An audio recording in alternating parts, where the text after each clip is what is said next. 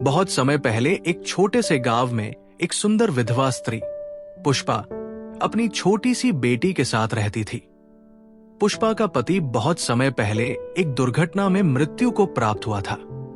वो अपने पति के साथ खुशहाल जीवन जी रही थी, लेकिन विधवा होने के बाद उसका जीवन कठिन हो गया था। उसे समाज से कई बार ताने मिले, लेकिन उसने कभी भी हार नहीं मानी। वो अपने बच्चे की परवरिश के लिए ईमानदारी से मेहनत करती थी।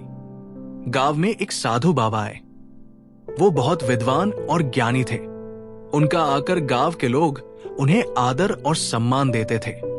साधु के बारे में गांव में कई तरह की कहानियां सुनने को मिलती थी। लोग कहते थे कि वे बहुत शक्तिशाली हैं और किसी भी परेशानी का समाधान दे सकते हैं। एक दिन साधु बाबा का ध्यान गांव के मंदिर में हुआ और वहां से होते हुए वो पुष्पा के घर के पास पहुंचे। पुष्पा का रूप बहुत आकर्षक था। उसकी सरलता, सौम्यता और सुंदरता ने साधु को आकर्षित किया। वो पुष्पा के रूप से इतना मोहित हुआ कि वह दिन प्रतिदिन उससे मिलने का बहाना ढूंढने लगा। साधु बाबा ने धीरे धीरे पुष्पा के पास आकर उसे शिक्षा देने का प्रयास किया। वो उसे धार्मिक विषयों पर समझाने लगा, लेकिन वो जानता था कि वो न केवल पुष्पा को धार्मिक बातें सिखा रहा है, बल्कि उसे अपनी ओर आकर्षित करने का प्रयास भी कर रहा था। एक दिन साधु ने पुष्पा को अपने जाल में फंसाने के लिए उसे एक विशेष तंत्र मंत्र का ज्ञान दिया और कहा, अगर तुम इसे सही तरीके से करोगी तो तुम्हारी सारी परेशानियां दूर हो जाएंगी। पुष्पा को इस तंत्र मंत्र में कोई विश्वास नहीं था, लेकिन फिर भी उसने साधु की बात मानी और उसे करने का प्रयास किया।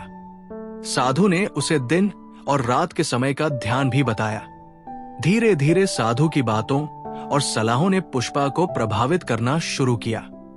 वो उसकी आंखों में एक तरह की आकर्षण देखती थी, लेकिन उसने अपने पति को कभी नहीं भुलाया था। एक दिन साधु ने पुष्पा से कहा, तुम्हारी सुंदरता ने मुझे बहुत प्रभावित किया है।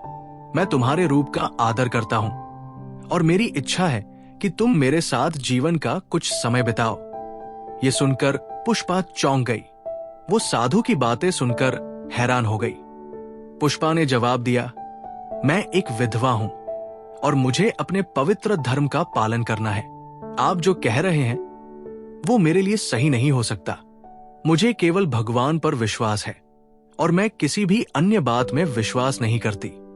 ये सुनकर साधु को झटका लगा, लेकिन उसने सोचा कि वह पुष्पा को अपने जाल में फंसा सकता है। समय के साथ साधु ने अपनी चालें और भी तेज कर दी, लेकिन पुष्पा ने अपनी बुद्धिमानी और अपनी आस्था से उसे नकारा। एक दिन साधु ने महसूस किया कि उसकी इच्छाओं और मोह के कारण वो अपने जीवन के असली उद्देश्य से भटक गया है। उसकी आत्मा में एक गहरी टीस थी। उसने सोचा, क्या मैं इस पाप का भागीदार बनना चाहता हूं? क्या मेरी आत्मा इसे स्वीकार कर पाएगी? ये विचार उसके दिल और मस्तिष्क में गूंजता रहा और उसे महसूस हुआ कि उसने अपनी शक्ति का दुरुपयोग किया है।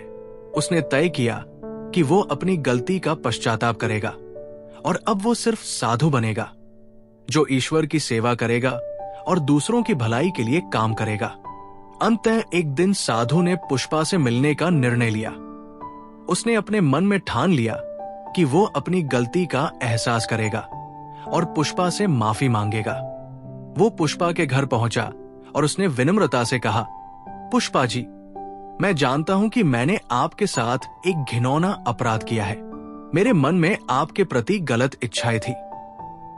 मैं इसका पश्चाताप करता हूं और मैं चाहता हूं कि आप मुझे माफ कर दें। पुष्पा ने साधु को देखा और कहा, मैंने पहले ही आपके बारे में सही समझ लिया था। आपको अपनी गलतियों का एहसास हो गया।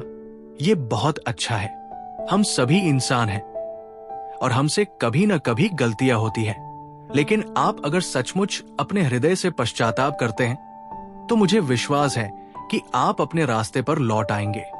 साधु ने अपनी पूरी शक्ति से पश्चाताप किया। उसने गांव में जाकर लोगों से माफी मांगी और भगवान के प्रति अपनी श्रद्धा और समर्पण को फिर से जगाया। समय के साथ वो फिर से एक सच्चे साधु के रूप में प्रसिद्ध हुआ।